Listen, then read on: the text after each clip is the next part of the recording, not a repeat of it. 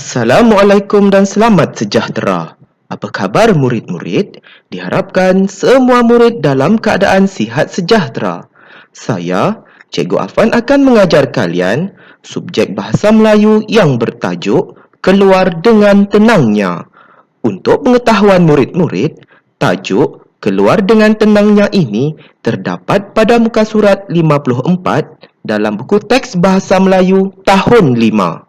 Diharapkan semua murid sudah pun bersedia untuk mengikuti pembelajaran pada hari ini.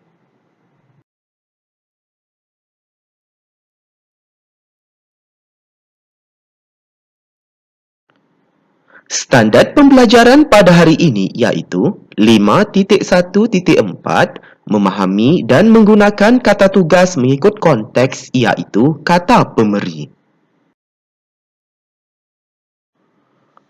Objektif pembelajaran pada hari ini iaitu pada akhir pembelajaran dan pemudahcaraan, murid akan dapat menjelaskan dan melengkapkan 6 ayat berdasarkan teks petikan dengan menggunakan kata pemeri mengikut konteks mengenai keluar dengan tenangnya. Kedua, mencatat 3 ayat yang menggunakan kata pemeri ialah dan adalah daripada teks petikan mengenai keluar dengan tenangnya yang dibaca, dilihat dan didengar dalam bentuk peta pokok. Kriteria kejayaan pada hari ini iaitu murid berjaya menjelaskan dan melengkapkan 6 ayat berdasarkan teks petikan dengan menggunakan kata pemeri mengikut konteks mengenai keluar dengan tenangnya. Kedua, murid berjaya mencatat 3 ayat yang menggunakan kata pemeri ialah dan adalah daripada teks petikan mengenai keluar dengan tenangnya yang dibaca, dilihat dan didengar dalam bentuk peta pokok. Baiklah murid-murid, pernahkah murid-murid membaca dan terdengar berita mengenai kes pecah rumah? Ya, kes pecah rumah ini amatlah serius dan pernah berlaku di mana-mana sahaja, tidak kira di bandar ataupun di luar bandar, iaitu di kampung.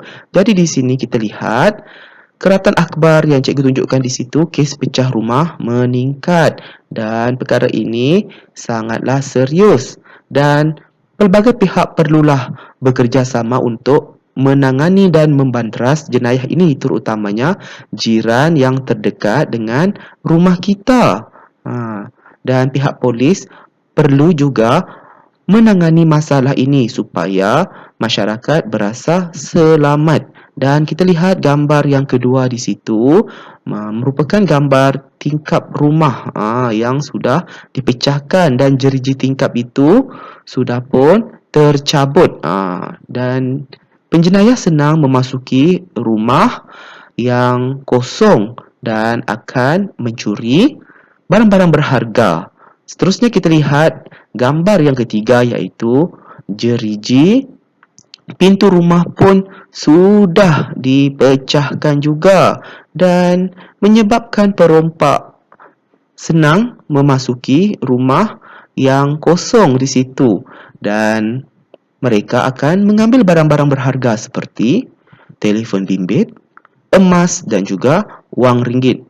Dan diharapkan apabila sesiapa sahaja yang mahu pulang ke kampung ataupun meninggalkan rumah dalam tempoh masa yang lama, mestilah memaklumkan kepada jiran yang terdekat untuk memberitahu kepada mereka dan juga meminta tolong untuk menjaga rumah kita supaya tidak berlakunya kejadian seperti ini.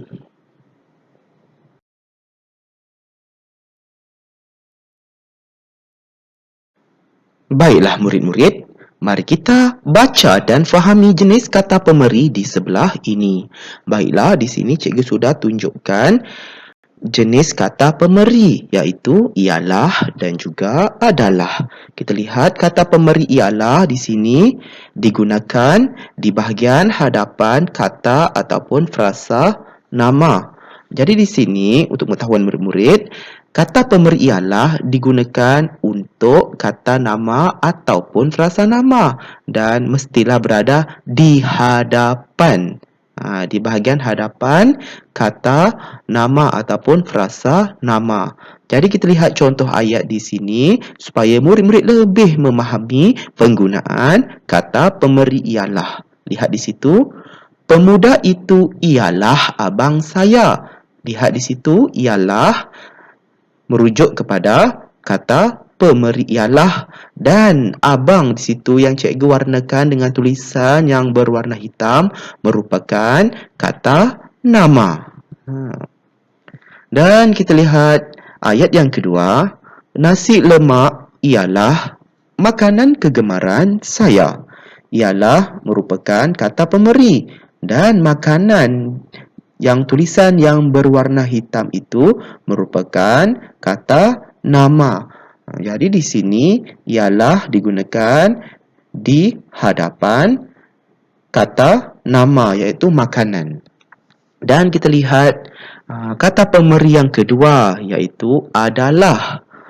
Adalah digunakan di bahagian hadapan kata ataupun frasa adjektif dan kata ataupun frasa sendi nama. Maksudnya, kata pemberi adalah ini digunakan khas untuk dua perkara ini sahaja iaitu kata ataupun frasa adjektif dan lagi satu kata ataupun frasa sendi nama. Maksudnya mestilah berada di hadapan kata adjektif ataupun frasa adjektif dan mestilah adalah ini berada di hadapan kata sendi nama ataupun frasa sendi nama. Jadi di sini kita lihat contoh ayat yang cikgu sediakan dalam kotak yang berwarna ungu itu supaya murid dapat memahaminya dengan lebih terperinci. Jadi kita lihat ayat yang pertama, senaman adalah bagus untuk kesihatan kita.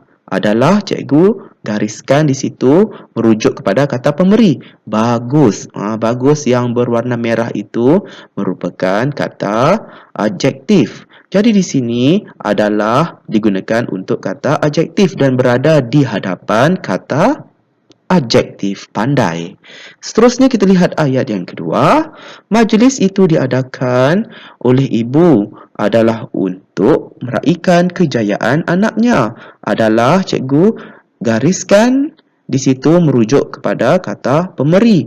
Dan untuk yang berwarna biru di situ, cikgu warnakan biru di situ merujuk kepada kata sendi nama ataupun frasa sendi nama. Dan di situ dapatlah kita fahami bahawa adalah digunakan untuk kata sendi dan berada di hadapan kata sendi. Diharapkan murid-murid dapatlah memahami penggunaan antara kata pemberi ialah dan juga adalah ini dengan sebaiknya. Baiklah murid-murid, mari kita membaca teks petikan mengenai keluar dengan tenangnya dengan sebutan dan intonasi yang betul. Baiklah murid-murid, hari ini kita akan fokus mengenai kata pemberi iaitu ialah dan adalah. Dan dalam teks petikan ini, Cikgu Afan sudah pun membantu murid-murid dengan menyediakan jawapan yang sesuai iaitu kata pemberi yang sesuai untuk melengkapkan tempat kosong seperti yang murid dapat lihat di sinilah. Baiklah murid-murid, mari ikut cikgu untuk membaca teks petikan ini dengan sebutan dan intonasi yang betul. Keluarga Encik Nazri mengamalkan panduan keselamatan sebelum bercuti. Encik Nazri memberitahu Encik Tiong dan Encik Ravin bahawa beliau sekeluarga akan bercuti. Mereka ialah jiran Encik Nazri. Tindakan Encik Nazri tersebut adalah sebagai makluman supaya mereka dapat mengawasi rumah ketika ketiadaan beliau sekeluarga. Tindakan bijak ini adalah penting demi keselamatan harta benda. Si kelabu dan si putih ialah arnab peliharaan Afifi. Dia menghantar haiwan peliharaannya ke pusat jagaan haiwan. Pusat ini menawarkan penjagaan eksklusif bagi haiwan peliharaan melalui konsep hotel. Perkhidmatan ini adalah mudah bagi orang yang mementingkan keselamatan haiwan peliharaan semasa bercuti. Baiklah murid-murid, murid dapat lihat di situ ya, yang bulatan yang berwarna hijau itu iaitu arnab tersebutlah kan.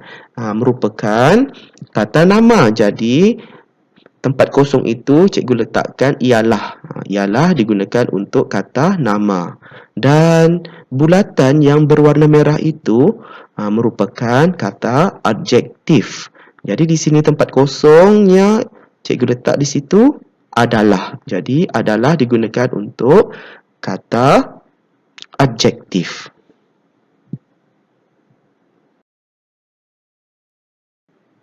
Baiklah murid-murid, sekarang kita sambung semula perenggan yang ketiga dan yang keempat. Encik Nazri memasang suis pemasak automatik. Pemasak automatik ialah alat untuk mengawal dan menetapkan tempoh lampu menyala. Pemasak automatik adalah penting sebagai alat keselamatan ketika penghuni tiada di rumah pada waktu malam. Encik Nazri juga melaporkan ketiadaan beliau sekeluarga di rumah kepada Encik Azlan. Encik Azlan ialah anggota polis. Encik Nazri memberikan alamat rumah kepada beliau. Maklumat ini adalah untuk memudahkan pihak polis membuat rondaan bagi mengekang pencerobohan. Baiklah murid-murid, kita sudah pun selesai membaca keempat-empat perenggan ini dan kita fokus perenggan yang ketiga dan yang keempat ini. Dan di situ juga cikgu sudah bulatkan perkataan iaitu alat dan juga penting. Alat cikgu bulatkan dengan berwarna hijau. Jadi di sini alat merupakan kata nama. Jadi tempat kosong itu cikgu letakkan ialah. Ialah digunakan untuk kata nama. Bagus. Seterusnya, penting cikgu bulatkan dengan bulatan yang berwarna merah. Maka di sini penting merupakan kata adjektif. Jadi tempat kosong di situ cikgu letakkan dengan adalah. Kata pemberi adalah. Jadi adalah digunakan untuk kata adjektif. Seterusnya perenggan yang keempat itulah yang di bawah itu. Anggota polis cikgu bulatkan dengan bulatan yang berwarna hijau. Jadi di sini anggota polis merupakan kata nama. Jadi tempat kosong itu cikgu letakkan ialah. Jadi di sini ialah digunakan untuk kata nama.